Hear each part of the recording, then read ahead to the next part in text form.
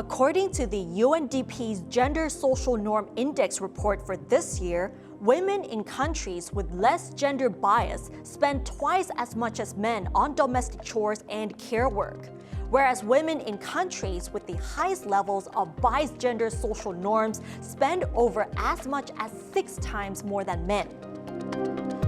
Meanwhile, the International Labour Organization's report released in 2018 found that women around the world do 76.2% of total hours of unpaid care work, more than 3 times as much as men. The percentage is even higher in Asia and the Pacific, which rises to 80%. Despite developments to improve gender equality in the workplace, with more women taking charge and becoming leaders, these biased gender roles are still imposed on women, and therefore they are still expected to take these responsibilities because it's simply a women's job.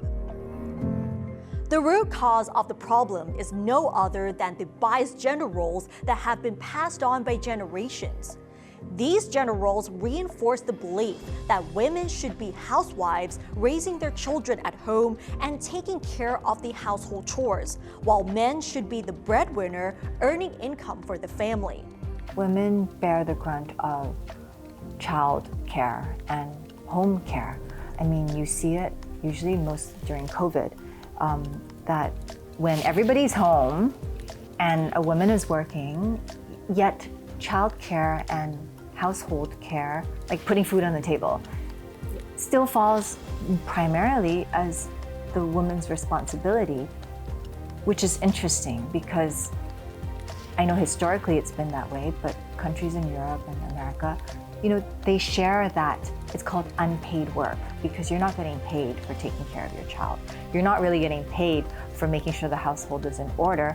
And on top of that, you're working. So the truth is, it would be nice for everybody to be more sensitive of the fact that it's just harder for women because of this unpaid work that falls upon women. And it's just an expected stereotype that the world has. If the husband or the man of the house just helps to put 2-3 meals on for dinner a week, it takes the load off women. And so then we don't have to end up sacrificing our time and energy and stuff and can actually focus more on work. So if that responsibility can be more equal and men can have more sensitivity and compassion to understand that women are laid with these responsibilities, I do think it would be helpful.